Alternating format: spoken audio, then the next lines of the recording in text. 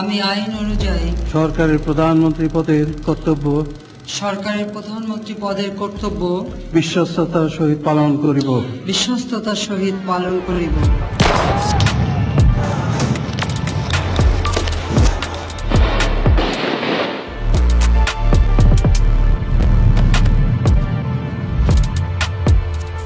আমি সংবিধানের রক্ষণ, সমর্থন ও নিরাপত্তা বিধান করিব।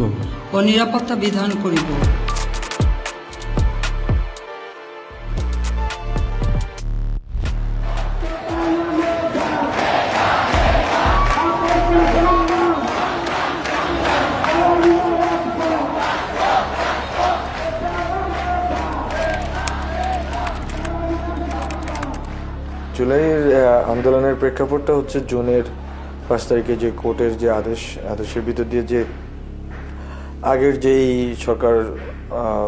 সরকারি যে পরিপত্র ছিল পরিপত্র বাতিল করা, কোর্টের আদেশ, এটার ভিতর দিয়ে বাংলাদেশের হাজারো সিমটম, ফেসিবাদের হাজারো সিমটম প্রকাশ পায়। যে ধরেন আপনার বাংলাদেশের একটা কোর্ট যে আসলে ক্যাঙ্গারু কোর্টের মতো, গণভবনে বসে শেখ হাসিনা যেটা বলতো ওইটাই জাস্ট কোর্ট ওখানে একটা পেপারের মতো লিখে দিত আর কি। তো এটা স্বাভাবিকভাবে শিক্ষার্থীদের ভিতরে ব্যাপক ক্ষোভ তৈরি করে, কারণ আমাদের দেশের বাস্তবতায় বিসিএস বা সরকারি চাকরি এইটা পাবলিক বিশ্ববিদ্যালয়ের শিক্ষার্থীর জন্য বড় একটা লক্ষ্য থাকে।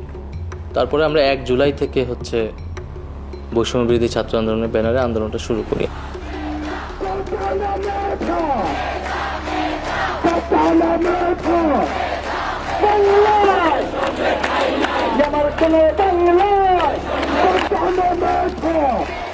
প্রতিটি পয়েন্টে কলেজ এবং বিশ্ববিদ্যালয়ের শিক্ষার্থীরা নেমে আসবেন এবং বাংলা পকেট কর্মসূচিকে সফল করবেন।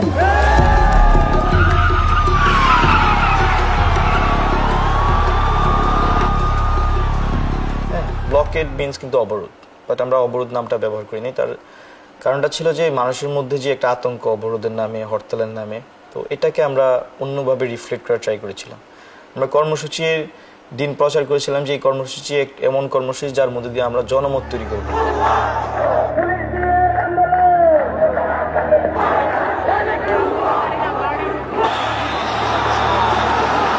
মুক্তিযোদ্ধাদের নাতিপুতিরাও পাবে না, তাহলে কি রাজাকারের নাতিপুতিরা পাবে?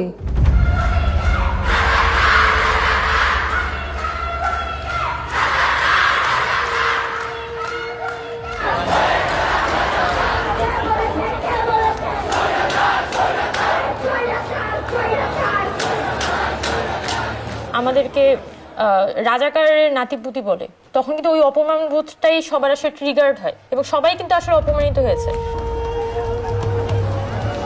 যেটা কোটা বিরোধী সংস্কার আন্দোলনের কতিপয় নেতা যেসব বক্তব্য রেখেছে তার জবাব দেওয়ার জন্য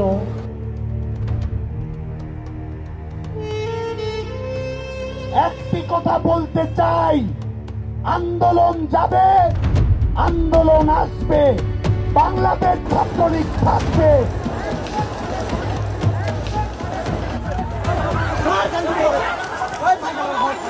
আমাদেরকে ছাত্রলীগ মারছে, আমাদের বাজেভাবে পিটাইছে, রক্তাক্ত করছে, কিন্তু আমরা যেটা করেছি 15 তারিখ রাতে আবার ক্যাম্পাসে প্রবেশ করে আমরা কিন্তু কর্মসূচি ঘোষণা দিয়েছি 16 তারিখ বিক্ষোভ মিছিল ও সমাবেশ শহীদ মিনারে।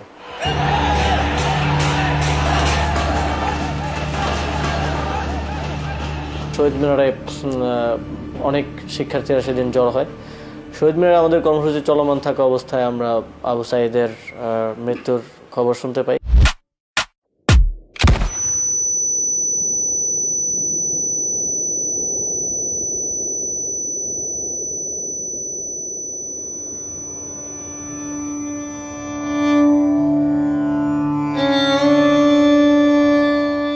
ছাত্রগুলা গুলি ছাড়বা ধরেছিল, তখন সবাই পালসি গেছে, ওই একাই ছিল।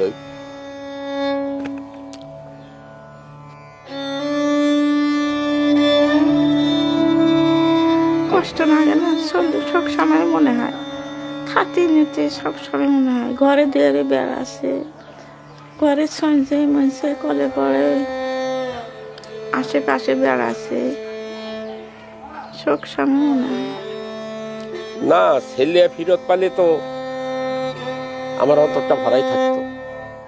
নয় কথাটা কি, গোটাল বাংলাদেশ দিলেও কি আর ছেলেটা ফেরত পাওয়া যাবে?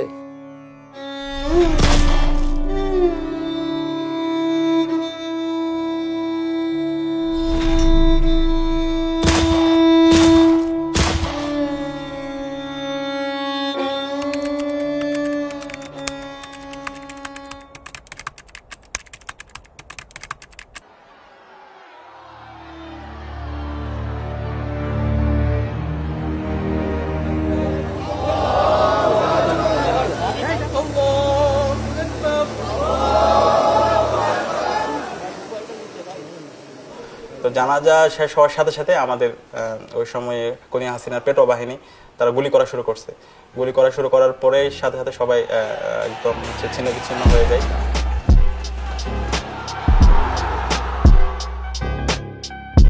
এবং পোলাপাইন আসলে ওই দিন হচ্ছে যে পুরা যুদ্ধংদেহী অবস্থায় আসছে যে ডু অর ডাই, আজকে ছাত্রলীগের ক্যাম্পাস থেকে বের করবে।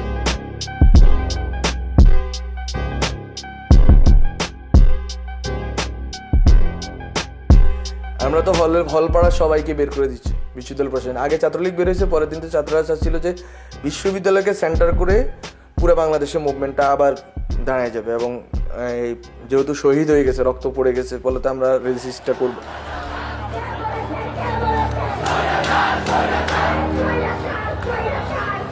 সো যখন আন্দোলনটা বেগবান হচ্ছে ওই সময়টাই শাহবাগের একদম এক্সেসটা বন্ধ করে দেওয়া হলো, হল থেকে লীগের পেটোয়া বাহিনী সবাইকে বের করে দিল।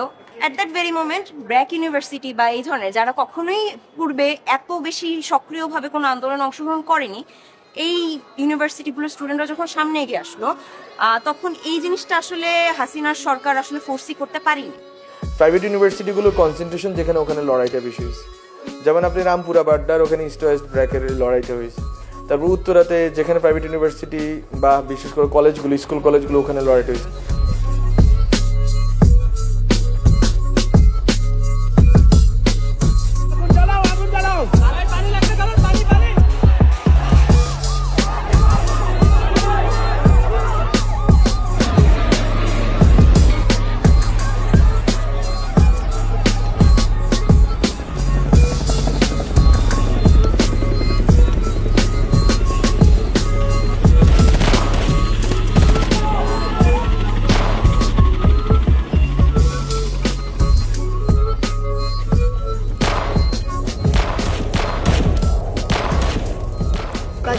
ছি হাসিনা লজ্জায় পাচ্ছি না। মনে করো রবার্ট বুলি আছে না, রবার্ট বুলি খালি ছিটটা জায়গায় লাগছে। তো ওই সময়ের একটা ঘটনা যে একটা টিয়ার সেল মাদ্রাসার সামনে, মসজিদের সামনে এসে পড়ে, ধোঁয়া উঠতেছে। আমি দৌড়ে গিয়ে সে টিয়ার সেল নিয়ে আবার উল্টা দিকে তাদের ছড়ি মারি। যদিও টিয়ার সেলটা বেশি দূর যায়নি, কিন্তু মানে আমার সাহস এমন মানে বেড়ে গেছে যে তারা আমাদের দিকে মারবে, মুসল্লিদের দিকে মারবে, আমরা এভাবে বসে থাকবো, এটা হতে পারে না।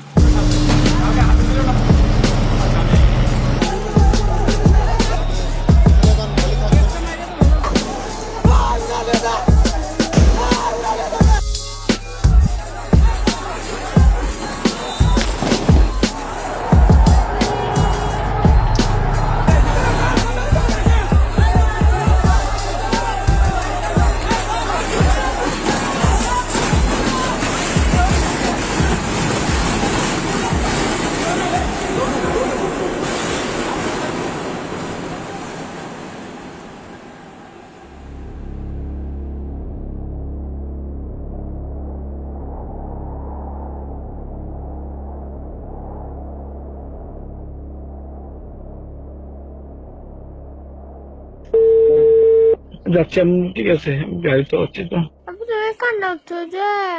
হ্যালো, আমি ওনার মিসেস বলতেছি। জড়িত না?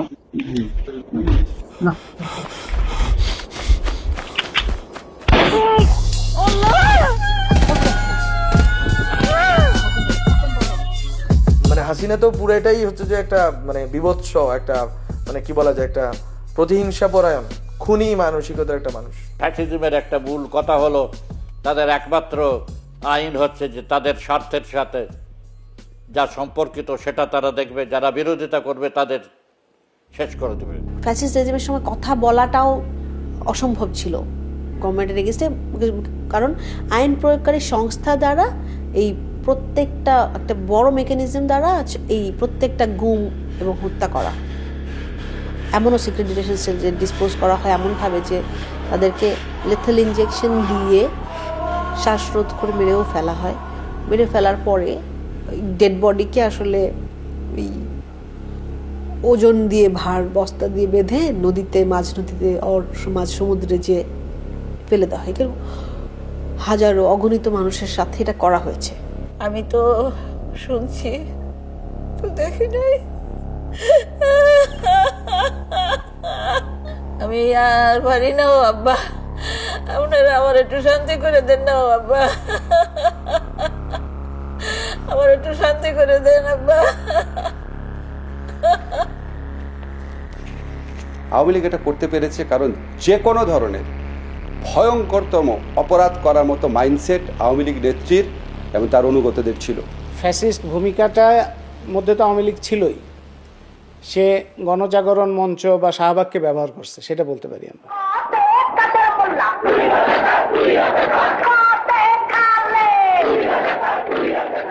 এবং ওইটা আওয়ামী লীগ তখন খুব দ্রুত, এটা আওয়ামী লীগ খুব দক্ষ এইসব বিষয়ে, যে পুরো জিনিসটা তার দখলে নিয়ে আসা। হেফাজতে ইসলাম ঢাকায় তাদের সমাবেশ করতে এসে গণহত্যার শিকার হলো।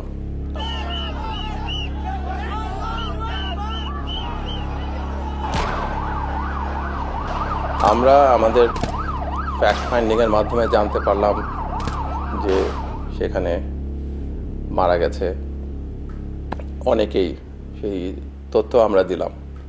এবং এই আওয়ামী লীগে হচ্ছে সব থেকে বড়, সব থেকে ঘৃণ্য ইতিহাস বিকৃত, এবং সেটা ঘটেছে তাদের শেখ মুজিবকে কেন্দ্র করে। তাদের অন্য কোনো পুঁজি নাই এবং শেখ মুজিবকে পুঁজি হিসেবে ব্যবহার করে তারা এমনভাবে শেখ মুজিবকে চিত্রিত করতে চেয়েছে যাতে সবই শেখ মুজিব করেছে। 1972 থেকে 75-এর মধ্যে ফ্যাসিজমের লক্ষণ ছিল এক নেতা এক দেশ, এবং সেই জন্য তারা জাতীয়তাবাদ নামক একটা আদর্শকে সামনে এনে বলছে যে এখানে সবাইকে বাঙালি হয়ে যেতে হবে। এবং তখনও তারা যে বাহিনী তৈরি করেছিল, জাতীয় রক্ষী বাহিনী, এটা হলো ফ্যাসিস্ট বাহিনী।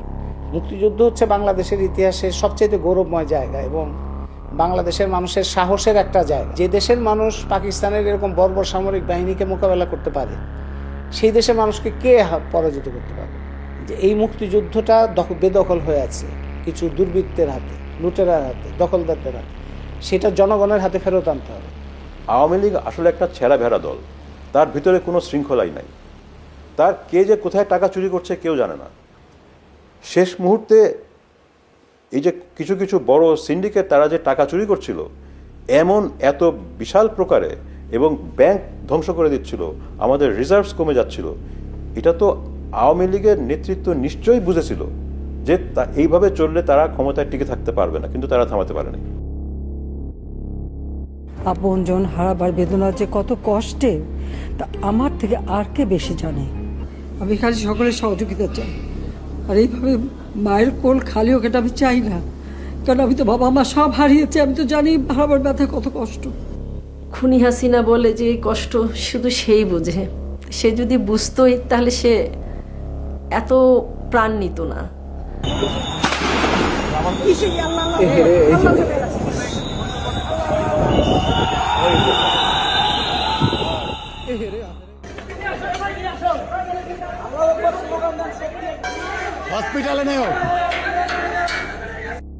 আমার ছেলেকে দেখলাম রেখে গেল একটা পায়ের উপরে, অনেকক্ষণ পর 30-35 জন এপিবিএন পুলিশ কর্মকর্তা, 2 জনকে 1 জন ছিল যার নেতৃত্বে এটা হচ্ছিল।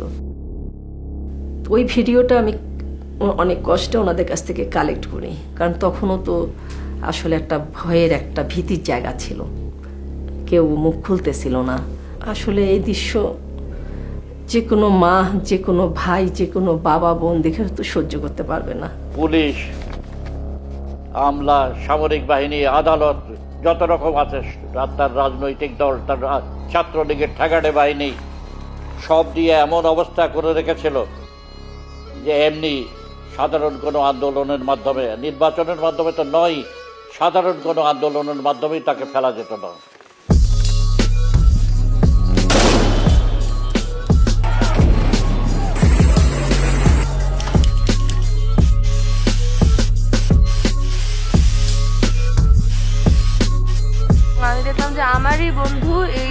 এখানে এই আজিমপুর এলাকায়, তারপরে হচ্ছে গিয়ে ধানমন্ডির ওইদিকে একজনের কাঁধের এখান দিয়ে গুলি গেছে, আরেকজনের পায়ে স্প্লিন্টার লাগছে। এখন যদি আমরা না বলি কিছু, আমরা যদি এখন না কি, তাহলে আঁকাআঁকি করার কোনো মানেই নাই। মানুষ তার বাসাটাই বলা শুরু করছে, কারো আদো হাতে লেখছে, কেউ হচ্ছে যে হয়তো পারতো আঁকতে পারতো তারা আঁকছে, কেউ হয়তো বুঝতে পারছে, ফেসবুকে কিছু কিছু হয়তো ন্যারেটিভ, কিছু কিছু হয়তো ইউটিউবে কিছু ন্যারেটিভ চড়াইছে, ওই কথাগুলো লিখে দিচ্ছে দেয়ালে। সেটা কেউ কাউকে আসলে বলে দেয়নি যে এটা করতে হবে। সেখানে মানুষের একদম নিজের যে চাওয়াটা সেটা উঠে এসেছে, এবং প্রত্যেকটা জায়গায় গ্রাফিতির ধরনটা ভিন্ন ভিন্ন, প্রত্যেকটা জায়গায় লেখনীগুলো ভিন্ন ভিন্ন।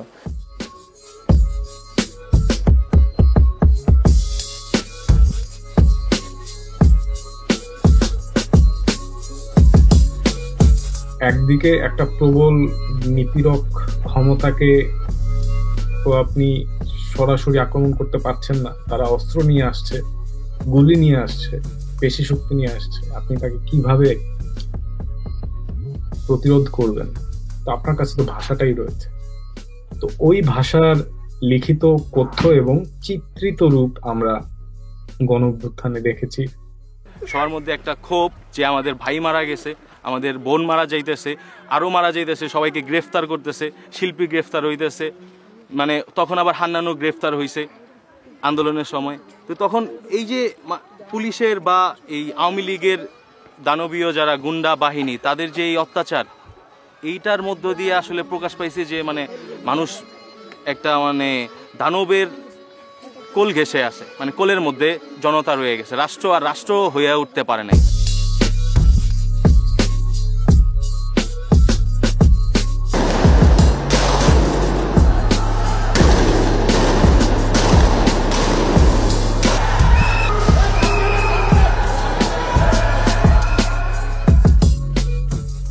আমার ছেলে অনেক ভালো ছিল, পড়ালেখাতে এলাকাতে শান্ত ছিল।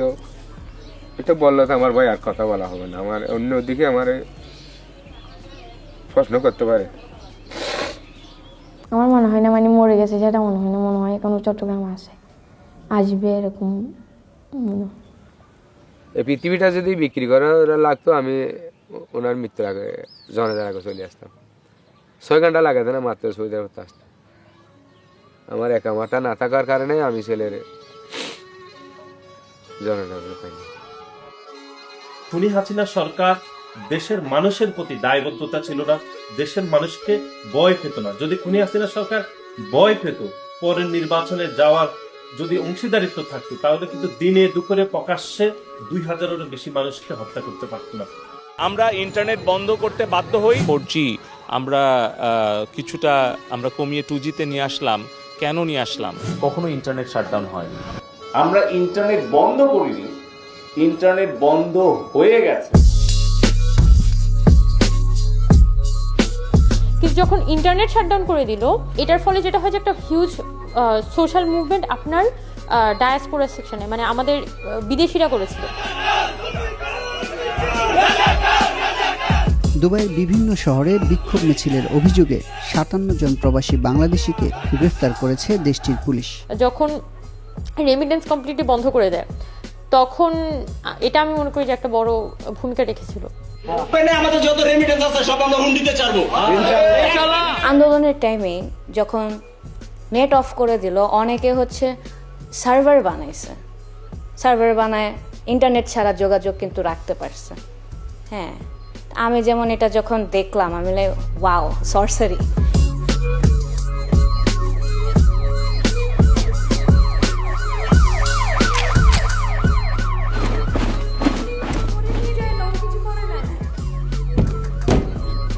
মানে আমার দরজায় অনেক হচ্ছে লাথির আওয়াজ, আমি অনেক ভয় পেয়ে যাই ওই টাইমে। পরে ধাম করে দেখে হচ্ছে আমার দরজা ভাঙা হয়। দরজা ভাঙার পর ভিতরে ঢুকে 4-5 জনের মতো ভিতরে ঢোকার পর আমার উপরে গান তাক করার পর আমার উপরে একটি ফায়ার করা হয়। তখন আমি চিৎকার করে উঠছি, তখন ওরা আমার মাথায় পিস্তল ধরে বললো, এখন 144 ধারা চলছে, আপনাকে এখানেই আমরা মেরে রেখে যাব, একটাও সাউন্ড করবেন না, একটাও চিৎকার করবেন না। This was the last blow Hasina, যেটা এই জনগণ এবং একটা ক্যাটাগরি আকারে পুরা বাংলাদেশে তাদেরকে গ্রেপ্তার করে। ব্লক রেড যেটা শুরু হয়েছে, 10,000 স্টুডেন্টকে আপনি মানে উইদিন 2 or 3 ডেজের ভিতরে আপনি গ্রেপ্তার করে ফেলবেন।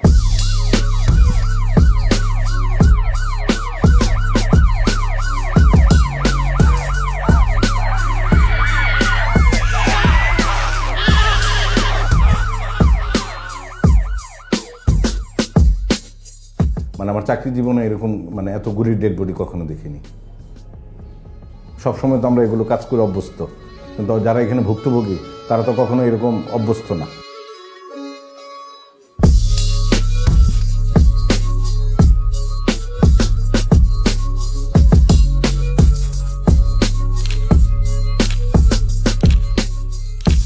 দেখলাম যে একটা লাশ বের করতেছে, পাটা খোলা।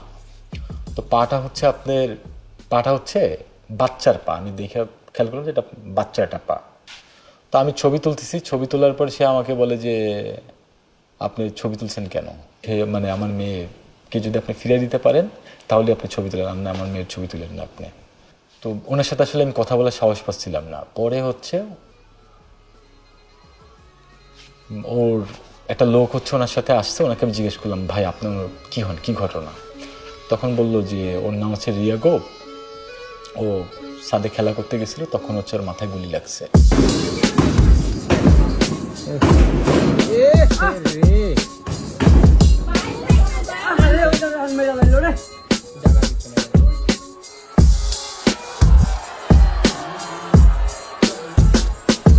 তখন মনে হয়েছিল যে কোনো মুহূর্তে আমার কিংবা আমার আরো সাথীজন যারা আছে তাদেরও মৃত্যু হতে পারে, কিন্তু সেই ভয়ে যদি আমরা বসে থাকি তাহলে যারা প্রাণ দিয়েছেন, শহীদ হয়েছেন, তাদের স্পিরিটকে আমরা সামনে নিতে পারলাম না, তাহলে তো আমাদের পরাজয় বরণ করা হলো।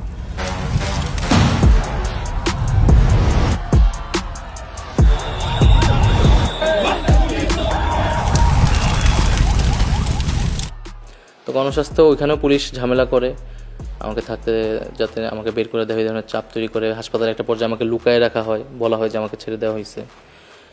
তো ওইখানেও পরে গোয়েন্দা সংস্থার লোকেরা আসে এবং আমাকে খুঁজে বের করে এবং পুরাটা জিম্মি করে রাখে। পরে একটা পর্যায়ে ওখান থেকে একটা সংবাদ সম্মেলন করায় আমাকে দিয়ে, যাতে স্থগিতের ঘোষণা যাতে আসে।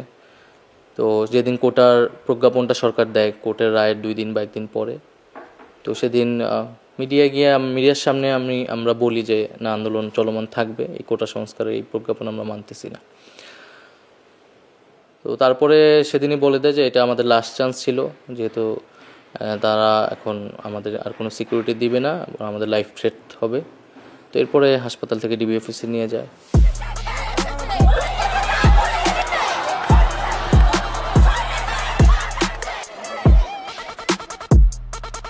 মানে যেই সপ্তাহে হামলা হয়েছে 15, 16, 17, 18, 19, এই শুক্রবার পর্যন্ত হচ্ছে কারফিউ, শনিবার থেকে কারফিউ হচ্ছে। এই শনিবারের কারফিউ থেকে একটা সপ্তাহ গেছে, পরের সপ্তাহ হচ্ছে ডিবিতে ছাত্র সমন্বয়করা আছে 2টা সপ্তাহ। এরপরের শনিবারে তো হচ্ছে যে 3রা আগস্ট আমরা হচ্ছে যে মানে 1 দফা ঘোষণা করলাম। এই 2টা সপ্তাহ হচ্ছে জনগণের লড়াইয়ের সপ্তাহ।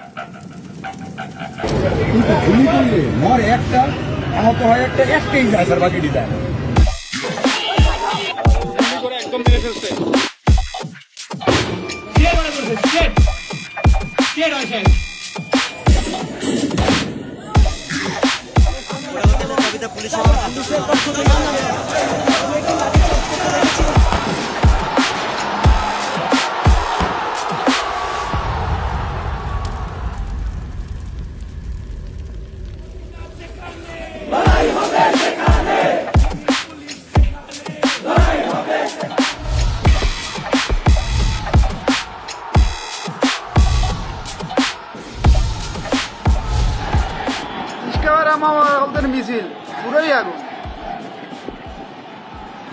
আমার বাইস্তা নাম হয়েছে সাব্বির, পুলিশের সামনে দাঁড়াইয়া বলছে পুলিশ ভুয়া ভুয়া ভুয়া, এটা শঙ্করে।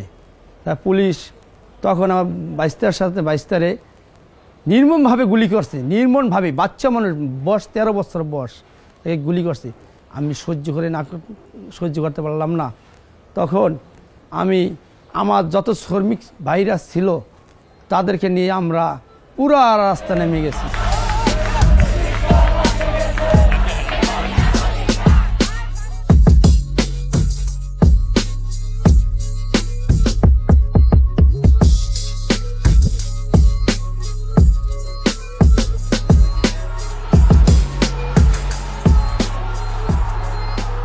মানে খুবই অন্যরকম, মানে মিছিলটা কিন্তু খুবই ভাইব্রেন্ট ছিল এবং প্রত্যেকটা মানুষ স্লোগান দিচ্ছিল। এবং আমার মনে আছে যে আমি যখন মিছিলটার ভিতরে ঢুকছি তখন দেখি যে মোটামুটি এটা হচ্ছে চলচ্চিত্র কর্মীদের মিছিল। সেদিন আসলে আমি টের পেয়েছিলাম যে এটা হচ্ছে শেখ হাসিনার একদমই লাস্ট যে খুঁটিটা, যেটা আসলে মানে একদমই থাকে না যে একটা রেজিমের আসলে কোন কোন গ্রুপগুলা, কোন কোন সাপোর্ট বেসগুলো আসলে নাই হয়ে যাইতে হয় একটা রেজিম ফল করার জন্য। এটা হচ্ছে একদম লাস্ট অফ দ্য লাস্ট।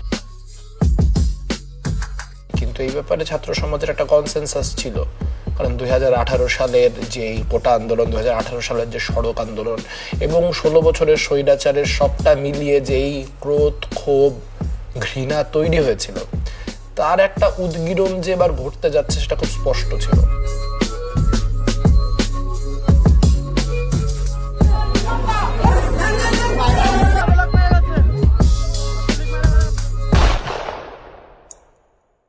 পরে 3 আগস্টের আগে আর কি, 3 আগস্টের আগে আবার শহীদ মিনার হয়ে আমরা আবার ঢাকা বিশ্ববিদ্যালয়ে ব্যাক করলাম। ওই দিনে আমরা বুঝছি যে আমরা ব্যাক করছি, আর কেউ ব্যাক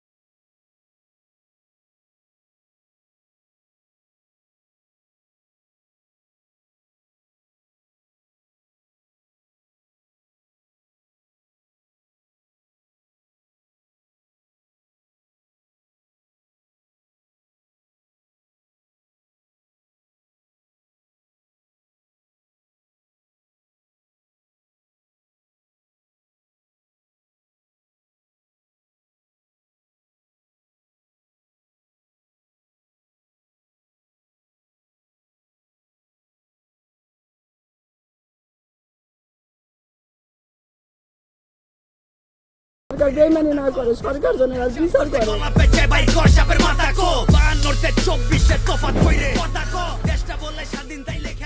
তিন রাস্তার মোড় থেকে হাঁসের ডিমটা নিয়ে আসতো, 2টা ডিম আনতো, দুটোটাই আমি কি বলবো, তুমি একটা খাও বাবা, না না বা আমি খাই, তুমি আর কদিন বাঁচবা, দেখেন তো তুমি আর কদিন বাঁচবা, তুই তো গেলি যাবে না, আর তুই তো গেলি গা, আমি আমার ছেলে নিরীহ ছেলেটা কেন মারা হইল বিচার চাই।